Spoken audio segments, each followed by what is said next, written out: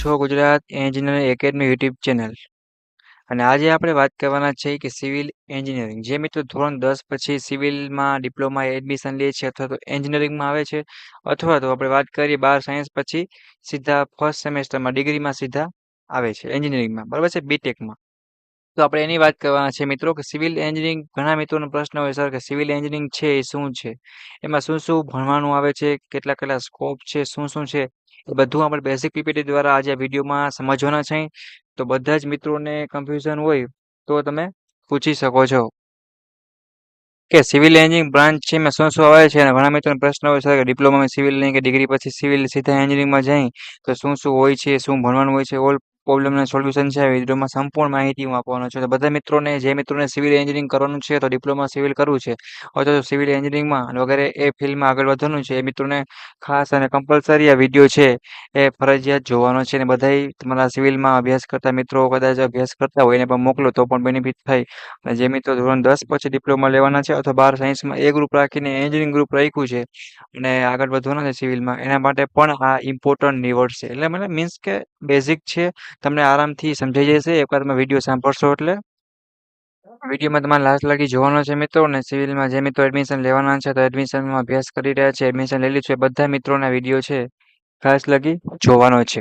હવે આપણે બેઝિક થંબનેલમાં મિત્રો જોઈએ કે આપણા વિડીયોનું કંઈક આવું થંબનેલ હશે કે ડિપ્લોમા હોય કે ડિગ્રીમાં હોય સિવિલ એન્જિનિયરિંગ કરતા હશે સિવિલ એન્જિનિયરિંગ શું છે કે સિવિલ એન્જિનિયરિંગ બ્રાન્ચની ફૂલ ડિટેલ છે એ આપણે આ વિડીયોમાં સમજવાના છે એ પણ પીપીટીના માધ્યમથી. તો બધા મિત્રોના વિડીયો છે એ જોવાનો છે, કોઈ પણ વિડીયો મિત્રો મિસ નહીં કરે. સંપૂર્ણ માહિતી છે એ તમને સમજાવીશ કે સિવિલ એન્જિનિયરિંગ છે શું. તે પહેલાં જે મિત્રો આજે ગુજરાત એન્જિનિયરિંગ એકેડમી આપણે ચેનલ સબસ્ક્રાઇબ નથી કરી સબસ્ક્રાઇબ કરી બેલ આઇકન પ્રેસ કરો જેથી કરીને કોઈ પણ નવો વિડીયો હોય તમે સિવિલ એન્જિનિયરિંગ માટે ફ્રી ઓફમાં લાભ લઈ શકો. અને ડિપ્લોમા હોય કે ડિગ્રીમાં હોય જીટીયુ એક્ઝામના તમારા આઈએમપી પ્રશ્નો છે, પછી તમારી ઇમ્પોર્ટન્ટ જોબ છે, ઓલ્ડ વિડીયો છે મિત્રો ફ્રી ઓફમાં તમારું સ્ટડી મટીરિયલ વગેરે બનાવવામાં આવતા હોય છે.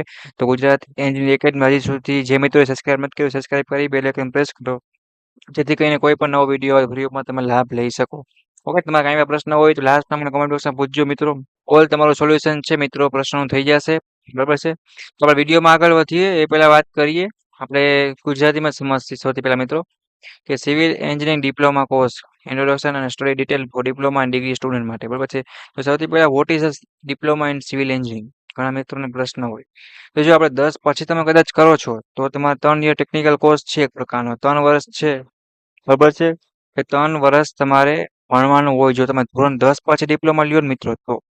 12 સાયન્સ પછી જે મિત્રો સીધું એન્જિનિયરિંગમાં લે છે ટેકનોલોજીમાં એટલે કે ડિપ્લોમા આની પર ડિગ્રીમાં સીધા જાય છે એ મિત્રોને 4 વર્ષની ડિગ્રી કરવાની હોય છે સિવિલ. ટોટલ આપણે આમ જોવા જઈએ તો ડિપ્લોમા પછી અથવા ડિગ્રી પછી ટોટલ 6 વર્ષનું એન્જિનિયરિંગ છે કમ્પ્લીટ કરવાનું હોય છે બરાબર છે. કદાચ 11-12 રાખ્યું તો 11 અને 12 2 વર્ષ તમારી સ્કૂલના અને 4 વર્ષ તમારા ડિગ્રીના. તો આ થયું સાયન્સવાળા ગ્રુપનું. ડિપ્લોમા કરીને પ્લસ પછી 3 વર્ષ ડિગ્રી કરવાની હોય છે સીધા થર્ડ સેમથી મળે છે. સાયન્સવાળા હોય છે એને સેમ 1થી મળે છે એટલે એવી રીતના આપણે કરીને જોવા જઈએ તો ટોટલ 6 વર્ષનું તમારું સિવિલ હોય કે કોઈ પણ બીજી બ્રાન્ચ હોય એ રીતે કમ્પ્લીટ થાય છે. પછી આપણે વાત કરીએ મિત્રો તો સૌથી પહેલાં focus on construction design and planning and supervisor કે બેઝિક તમારે આના ઉપર કામ કરવાનું હોય છે. પહેલા નંબરનો તમારો પહેલો પોઈન્ટ આ છે બરાબર છે. અને બીજી વાત કરીએ આપણે ગવર્મેન્ટ અથવા પ્રાઇવેટ ઇન્સ્ટિટ્યૂટમાં તમને જોબ પણ મળી શકે છે અને વર્ક પણ તમારે કરવાનું હોય છે અને તમે અહીંયા જોબ પણ કરી શકો છો સ્ટડી પણ વગેરે કરી શકો છો. અને એન્ટ્રી 2 યર કે બીજા વર્ષથી બી અથવા બીટેકમાં આફ્ટર ડિપ્લોમા ઇમ્પોસિબલ છે. એટલે આપણે વાત કરીએ પ્રમાણે તમે જો ધોરણ 10 પછી ડિપ્લોમા લીધું હોય બરાબર છે સિવિલમાં અથવા કોઈ પણ બ્રાન્ચમાં તો 3 વર્ષ તમારા ડિપ્લોમા પછી સીધું તમારું બી અથવા બીટેકમાં એડમિશન થાય એટલે કે સેકન્ડ યરમાં સીધું એડમિશન થાય એટલે કે સેમેસ્ટર 3માં તમારું સીધું એડમિશન થાય બરાબર છે. ટોટલ આપણે એમ વાત કરીએ એ પ્રમાણે 6 વર્ષમાં તમારું એન્જિનિયરિંગમાં કમ્પ્લીટ થાય બરાબર છે. જો એમાં આપણે કોલેજ ડિટેલની વાત કરીએ બરાબર છે તો તમારી જીટી યુનિવર્સિટીમાં તમે હોવ મિત્રો તો તમારે 6 મહિનામાં એકવાર ઓલ સબ્જેક્ટની જીટીયુ એટલે બોર્ડની એક્ઝામ તમારે દેવી પડે છે. પ્લસ વાત કરીએ તો મિડની એક્ઝામ તમારો અડધો સિલેબસ ચાલ્યું હોય 2-3 મહિના ત્યારે એક મિડની એક્ઝામ હોય છે 30 માર્કની 20 માર્કની વગેરે અને તમારું લેસન છે એટલે કે સબમિશન છે અસાઇનમેન્ટ છે પ્રોજેક્ટ છે ડ્રોઈંગ છે વગેરે આવતું હોય છે. તો એ તમારે કરી અને છેલ્લે વાઇવા એટલે કે તમને મૌખિક પરીક્ષા અને સબમિશન એટલે કે તમારું વર્ક છે બધું તમારે જમા કરાવવાનું હોય છે. આવું બેઝિક કોલેજનું અંદરનું કામ છે બરાબર છે. તમે જ્યારે એડમિશન થઈ જાય છે પછી બાકી તમે કોલેજમાં આવો છો તો ત્યારે તમને મજા આવશે થોડી સ્ટડી કરવાની. અને સિવિલ એન્જિનિયરિંગ છે ડ્રોઈંગ ઉપર જોવા જઈએ તો આપણે 50%થી ઉપર ડ્રોઈંગ છે કે એમાં આવતા હોય છે. એટલે આકૃતિ કહેવાય ને આપણે એના ઉપરથી વધારે પડતું સમજવાનું હોય છે. તો core subject in diploma civil engineering basic આપણે જોવા જઈએ તો સિવિલમાં કયા-કયા ટાઈપના અને કેવા સબ્જેક્ટ આવી શકે અને આવે છે. એની આપણે વાત કરશું. તો સૌથી પહેલા છે એન્જિનિયરિંગ ડ્રોઈંગ જો આપણે વાત કરીએ અને આપણે તમે એક વસ્તુ એ છે કે જે મિત્રો એન્જિનિયરિંગમાં કોઈ પણ બ્રાન્ચમાં એડમિશન લે છે, એની ભાષા કઈ છે મિત્રો? તો કે એન્જિનિયરિંગ જ થાય કે એન્જિનિયરિંગ છે એ ડ્રોઈંગ દ્વારા સમજાવવા એટલે કે ડ્રોઈંગ છે એ તમારી ભાષા થઈ. એના દ્વારા તમારે ઓલ વસ્તુ છે એ સમજવામાં સહેલું અને સરળ પડે. પછી બિલ્ડિંગ મટીરિયલ એન્ડ કન્સ્ટ્રક્શન કરીને છે આવા પણ સબ્જેક્ટ આવશે. પછી સર્વેઇંગ છે આ તમારો ઇમ્પોર્ટન્ટ સબ્જેક્ટ છે. લેવલિંગ છે, મેપિંગ છે વગેરે માપવું આ મેઝરમેન્ટ. એન્વાયરમેન્ટલ એન્ડ એન્જિનિયરિંગ આ પણ એક સબ્જેક્ટ છે એવા. કન્સ્ટ્રક્શન એન્જિનિયરિંગ છે આરસીસી, સ્ટીલ, ડિઝાઇન. બરાબર છે? કે કોઈ પણ જગ્યાએ તમારો પુલ બનતો હોય અથવા બિલ્ડિંગ બનતી હોય તો એમાં સિવિલ એન્જિનિયરિંગના મોસ્ટ ઓફ ફંડામેન્ટલ કે ટોપિક છે એના પર વર્ક કરીને ઓલ વસ્તુ છે એ બનાવવામાં આવતી હોય છે. હાઇડ્રોલિક એન્ડ ફ્લુઇડ મેકેનિક્સ એની આપણે વાત કરીએ તો એ પણ આના ઇમ્પોર્ટન્ટ સબ્જેક્ટ છે. સોલિડ મિકેનિક્સ છે, પછી ફાઉન્ડેશન એન્જિનિયરિંગ છે વગેરે ઇમ્પોર્ટન્ટ સબ્જેક્ટ છે. ટ્રાન્સપોર્ટેશન એન્જિનિયરિંગ છે ઓલ. બાકી તમે આના ઉપર ડીપમાં ભણવાનું થશે. જ્યારે પણ ડિપ્લોમા આવશો અથવા તો તમે ડિગ્રીમાં એડમિશન લેશો કોઈ પણ જગ્યાએ તો આના એક્ઝામના ઇમ્પોર્ટન્ટ પ્રશ્ન છે જીટીયુના એમ બનાવતા હોય છે ફ્રી ઓફ સ્ટડી મટીરિયલ. તમે તૈયારી કરીને સારા એવા માર્ક્સ છે એ લાવી શકો છો.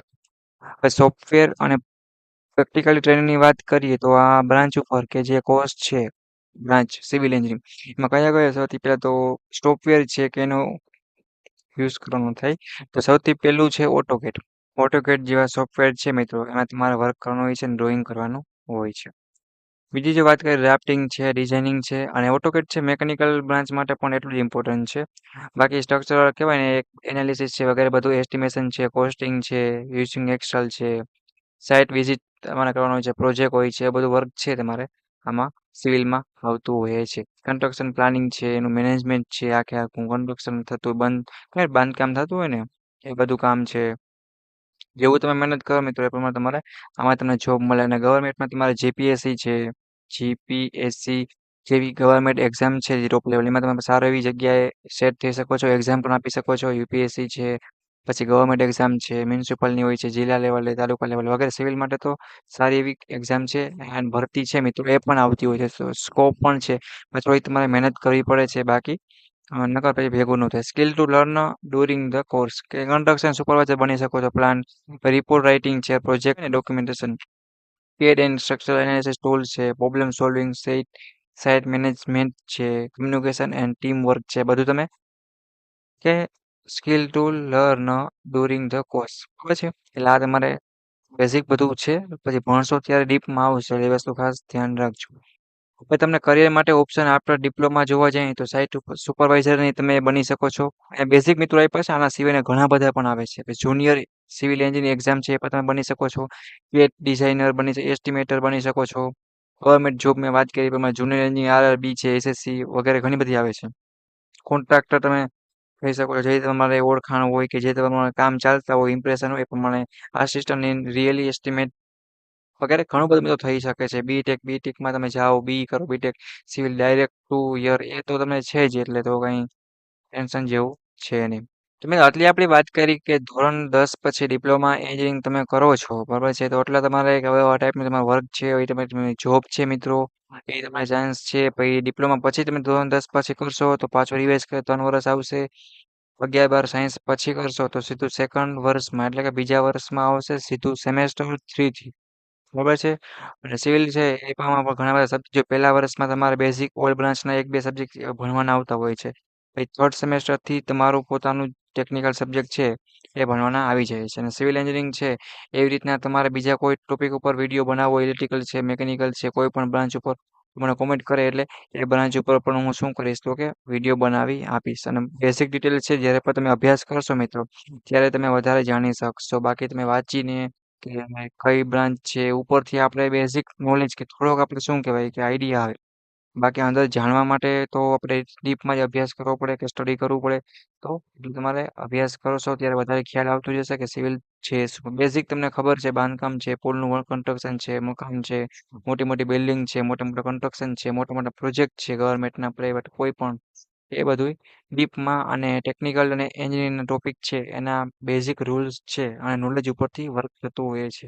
આ તું સિવિલ એન્જિનિયરિંગ માટેના બેસિક ઇન્ફોર્મેશન મિત્રો. આજે તમારે બીજું સિવિલ એન્જિનિયરિંગ વિશે કાંઈ પણ પૂછવું હોય, કાંઈ પણ ડિટેલ તો મને પૂછી શકો છો. કાંઈ પણ તમને પ્રોબ્લેમ હોય, પ્રશ્ન હજી હોય મિત્રો, તો કોમેન્ટ કરીને પૂછી લેવાનું. પ્લસ જે મિત્રો સિવિલ એન્જિનિયરિંગમાં જીટીયુની એક્ઝામ ફ્રી ઓફમાં એમપી પ્રશ્નો, યુનિવર્સિટીની ઇમ્પોર્ટન્ટ ટાઈમ ટેબલ છે, રિઝલ્ટ છે, સર્ક્યુલર છે, એક્ઝામ ફોર્મ વગેરે ડિટેલ મેળવવા માંગતા હોય તો જીટીયુ યુનિવર્સિટીની લિંક તમને નીચે આપેલ છે. ગુજરાતમાં હશે તો જીટીયુ છે એ તમને એન્જિનિયરિંગ કરાવે છે. ગવર્મેન્ટ કોલેજ હોય કે પ્રાઇવેટ કોલેજ હોય તો તમે એના આઈએમપી પ્રશ્ન ફ્રી ઓફમાં મેળવવા માંગતા હોય તો નીચે આપેલ લિંક દ્વારા તમે જોઈન થઈ જાઓ અને કંઈ પણ ડાઉટ કરી હોય તો પૂછી લેવાનું રહેશે. પ્લસ સિવિલ માટેની અથવા બીજી બ્રાન્ચ છે એની જોબની ઇમ્પોર્ટન્ટ કહેવાય ઇન્ફોર્મેશન માટે અથવા વેકેન્સી છે રિક્વાયરમેન્ટ માટે પણ જોબની એક વોટ્સઅપ ગ્રુપ બનાવેલ છે અને જોબની તૈયારી કેમ કરવી અને પ્લેલિસ્ટ પણ બનાવેલ છે યુટ્યુબમાં. ઓલ મટીરિયલ છે મિત્રો તમને સિવિલ સેમેસ્ટર 1, 2, 3 બધું મળી રહેશે. ડિગ્રીમાંનું હશે, ડિપ્લોમાનું હશે, કોઈ પણ તમે સારી એવી તૈયારી કરી શકો છો અને ક્યાં અટકાવો છો તમને પૂછી લેવાનું રહેશે. ઓકે મિત્રો, તો વિડીયોને પૂરો કરે છે સિવિલ એન્જિનિયરિંગ માટે બેસિક ડિટેલ હતી. જો અત્યારે ડીપમાં સમજાય મિત્રો તો તમને હજી કાંઈ સમજાય નહીં, પણ તમે અભ્યાસ કરશો એટલે તમને ઓટોમેટિક આઈડિયા આવવા માંડશે. તો એ તમારા કાંઈ પ્રશ્ન હોય મગજમાં માઇન્ડમાં પૂછવું હોય તો પૂછી લેવાનું રહેશે. ઓકે મિત્રો, આ વિડીયો બધા તમારા સિવિલમાં અભ્યાસ કરે છે તો એડમિશન લેવાના છે કે સ્ટડી કરવાના છે બધા મિત્રોને મોકલો. નેક્સ્ટ મુલાકાત લેશે એવા તમારા બીજા વિડીયો સાથે. Okay, bye bye.